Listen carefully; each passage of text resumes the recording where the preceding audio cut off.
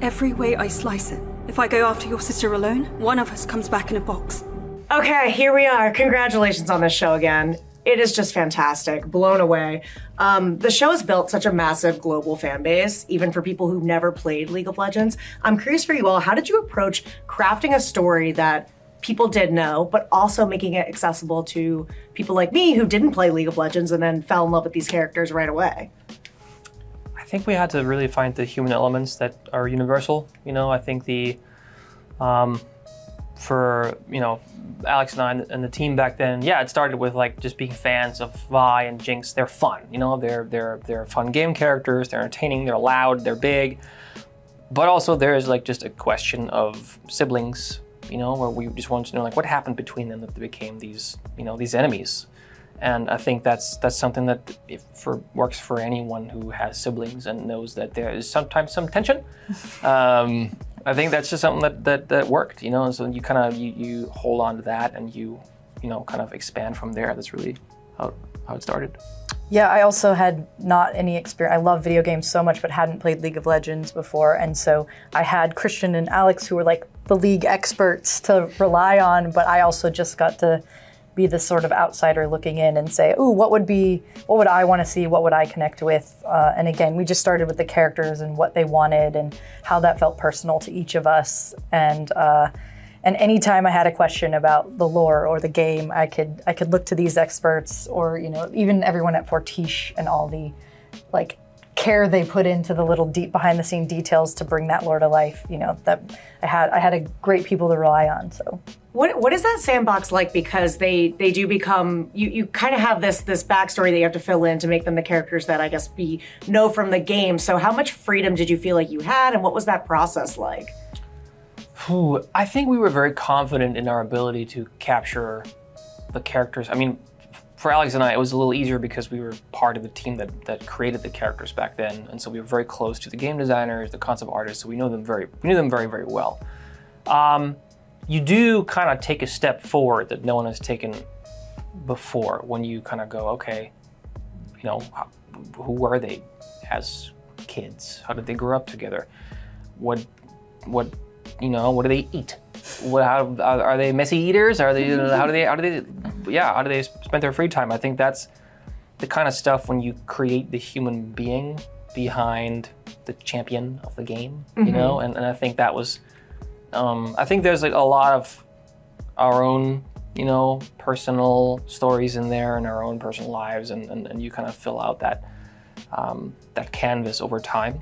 I think we definitely knew that we had a pretty good idea of like the truths we respect, just how Vi and Jinx behave. Like there are sometimes questions where you really need to understand how it feels to play these characters in the game. Mm-hmm. When there's a fight, who goes in first? Vi or Jinx? Who actually makes it out? We try to really respect all those things, what it feels like to play these characters in the game, and so that there needs to be a continuity that we can't just break. Yeah. Was there a moment, I mean, obviously when you're making a show like this, it's so beautiful, it's so great, and there's gotta be moments where you're like, I think we're doing something special here, but when you release it to the public, it's kind of not yours anymore. What was the moment you were like, oh shit, we did it? Like, people love this show. I loved the premiere, honestly, when people saw, sort of the mistake Powder made that led to her death and that final scene. And like, people in the audience were sobbing at the premiere, and you're like, oh, they're crying like I did every time I saw this. I was like, oh, other people are crying too. It was a big moment for me, so. Yeah. Like, building up the team was pretty tricky because at the time we were doing the show, we were like just underdogs. We hadn't done anything that massive, so it was tricky to attract talent. But then we did the pilot, and after the pilot, as we had to expand, we got to hire more people with the pilot, mm-hmm. and the job was all of a sudden way more easy. And that's where I realized, oh, maybe we are doing something cool, Yeah, I think if the people who are working on the thing are proud of it and excited about it, that tends to be like the most important sign, because it's not just a gig. I think like we, doing this kind of adult animation with like a higher budget is still pretty rare, and it felt like a lot of people had something to kind of prove to themselves on the project. Like, oh, I want to do this kind of real acting, for example. You know, The enthusiast you're talking about was something I've never experienced before. You know, we always, as professionals, be super hard and about the show we're doing. You know, it's it could be better, blah blah blah. But the enthusiasm we had as we were making Arcane was like something I've never seen before, and that's also at that moment when I realized, oh yeah, maybe it's good. Yeah, it became, am I right, the first streaming animated show to win the Outstanding Emmy, right? Yeah, amazing. So the show was always intended to be 2 seasons, correct? But there are some loose threads and things that people definitely want to explore and be like, please can we get a season 3? But what are you guys thinking about in terms of the future now that this, now that this is so embraced and loved and everyone's like, more, please, what are you doing next? The IP, the League IP is really, really fun. There's a lot of different tonalities and characters and genres, and I think for now, it's a moment for us to kind of like take a step back, look at like what the whole kind of map, if you will. I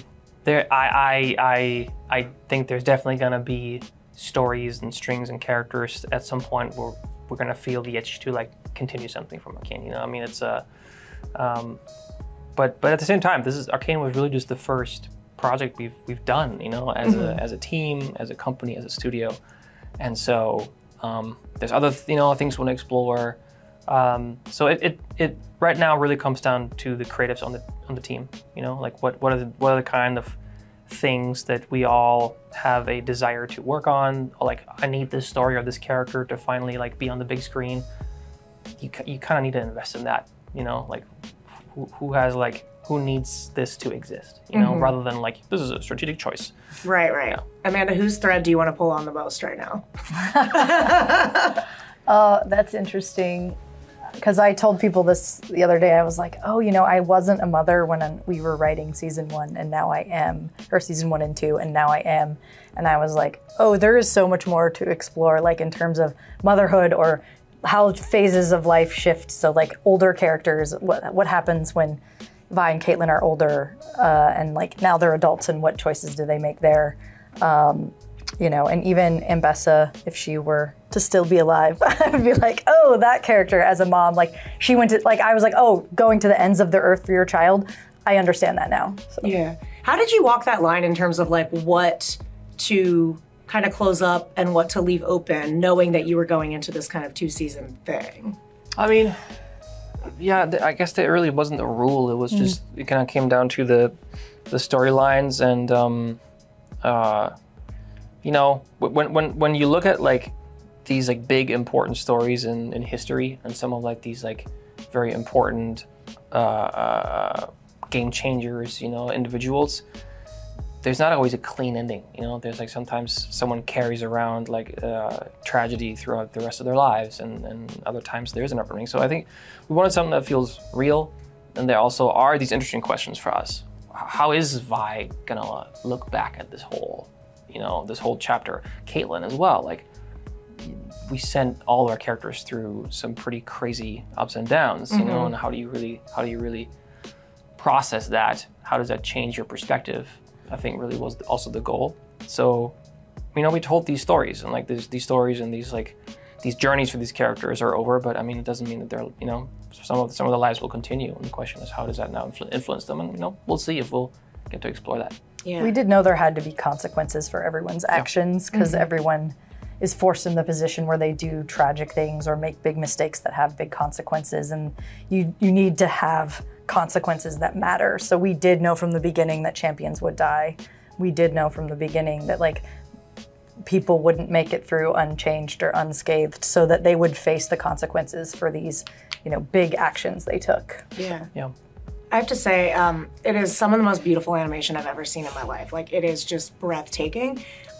Looking back at this creative process, when you look at that, like, what are you most proud of when you watch back the show in terms of the creative process? I would say the collaboration and the time spent together on the project. like we did this documentary, and I guess I said something along the lines like it really felt like everyone that worked on this show worked on something important, you know, like in their careers, that they really had to kind of show something, and they really had to prove something, no matter if it's the music, the animation, you know, the voice actors. Like it really felt like it was like you were on this really special mission together, and you're gonna look back to it and really fondly. And so I think honestly, that's my favorite part, is that you were cooking that magic together, and I think that feels really special. If you could sum up this experience in one sentence, what would it be? Ooh. Taxing but worth it. I mean, really, it was nothing was easy, you know, like nothing was easy. The dream was like to create something that really, you know, really takes that next step of dramatic storytelling and animation, serialized animation. Like there were no references that we could point to, you know. It was really, really hard because every single time you had to kind of make decisions like, how are you going to make this? Because no one's ever tried this at this scale. So it was very hard, but also very satisfying to see that everyone really, you know, embraced what we were doing. And so I think it inspires you to keep trying. You know, the worst thing we could do is lean back, you know, and not keep trying. And so we need to. It's important that we push ourselves. Yeah, I had like I remember like my boyfriend at the time was watching season 1, and I was like walking by and I'm like, what are you watching? And he's like, I'm like, I'm going and doing stuff. And it was definitely one of those like, you keep backing up and you're like, What are you? I'm like, she didn't do that last episode. It's great. I just got so invested and I had to go back and watch the whole thing. And then you broke up. And then I dumped him. No, no, Nerd. That's okay. Nerd. Well, thank you guys so much. This was such a pleasure, and congratulations on the show again. Like I've never cried just purely based on watching animation before like that. I don't mean like the show. I just mean like watching some of those sequences where I'm just like, that is some of those beautiful things I've ever seen in my life. So, Should we show Vander? No.